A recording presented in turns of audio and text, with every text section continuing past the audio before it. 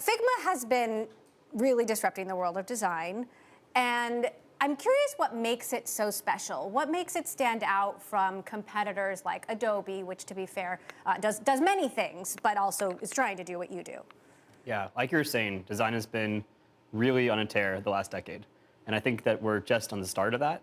So it's been amazing to see the way that as we've kind of had cloud services, app stores, everyone's able to distribute software better now, and developer tools are getting better and better. So the higher world now cares about, can you make something really well designed?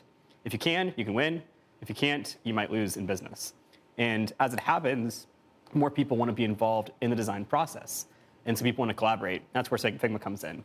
We're a design platform that lets you collaborate with designers and also get more involved in design.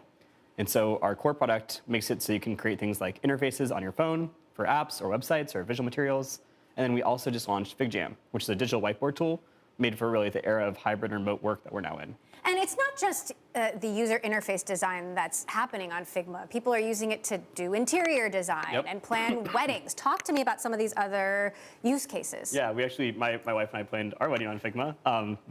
Yeah, we're seeing everything from brainstorm and ideation to creating cities together, all the way to people, experimenting with, like when Slack went down, people started chatting in Figma.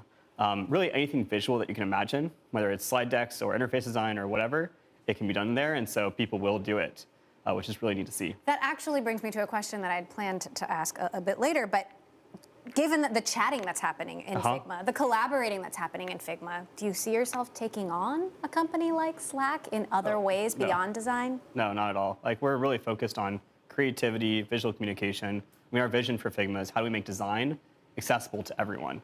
And so that's what we're trying to do, is try to make it so that everyone can be involved in this design process, because if you think about it, especially over the last year with COVID, we've gone from a really physical economy to a digital economy. And it's really important that everyone in the world is able to access that digital economy. And so how can we make it so that more people are able to join in for that? Okay, so $10 billion, 5 times as much as last year. Why is it worth that? Well, I mean, it's been a really crazy year, and we're very fortunate. The team has been working super hard. We've had a lot of launches, a lot of traction. I think that it's been a hard year for many, and I'm very thankful for the progress we've made in the past year. So speaking of that, the pandemic really accelerated this digital transformation and made so many people realize this need to have tools that enable us to collaborate remotely. But are we going to need those kinds of tools as much as the world goes back to work, as we all come out of lockdown, and we're doing a lot of different things, not just sitting in front of our computer? Absolutely. Yeah, I think that we're going back into a hybrid world. I don't think that people are going back entirely into offices. Some might, but even the ones that do, I think will often have employees at the office some days, and some days they won't have them there.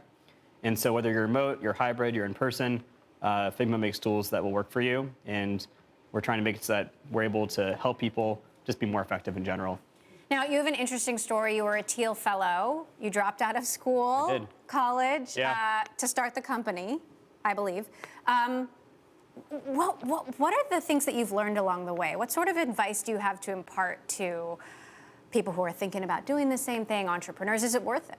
Oh, I think so. I'm a little biased, but I've had an amazing time. Even when things were hard, it was worth it. And I think just the amount that you get to grow, the amount you get to build is incredible.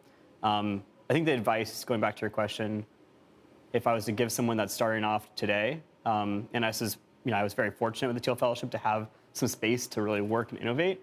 But what the Thiel Fellowship taught me was just think big and to really swing for the fences rather than trying to work on something that's small and local. It's so tempting because you think that something small is going to be maybe easier than like the really big thing. But it turns out they can both be just as hard, but with a lot more impact on the large thing. Peter Thiel is a controversial character, as you know. What did you learn from him? What are some things maybe you didn't want to take away from that experience? Tell us both sides. Oh, I mean, there's like hundreds of Thiel Fellows now, and there's 20 per year. It's been going for 10 years. So I don't know Peter super well, but I've been thankful for the time I spent with him, and definitely thankful for the program.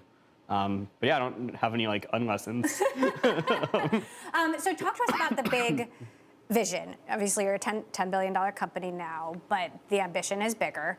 Where do you see the biggest opportunities for growth? Yes, I mean, as we think about that vision of making design accessible to all, and we think about the design process, we're really excited to take people all the way from brainstorming and ideation, that first spark of an idea, all the way to designing, creating a design system, prototyping ideas, seeing if they work, doing the research up behind it, presenting ideas to stakeholders, all the way to code and production. And we think if we can get that entire cycle, then it'll make it so that everyone's able to spend the design cycle inside of Figma, and hopefully that creativity never leaves you. We're making it so you're not inhibited in the creative process, and all throughout it, you're able to go through Figma.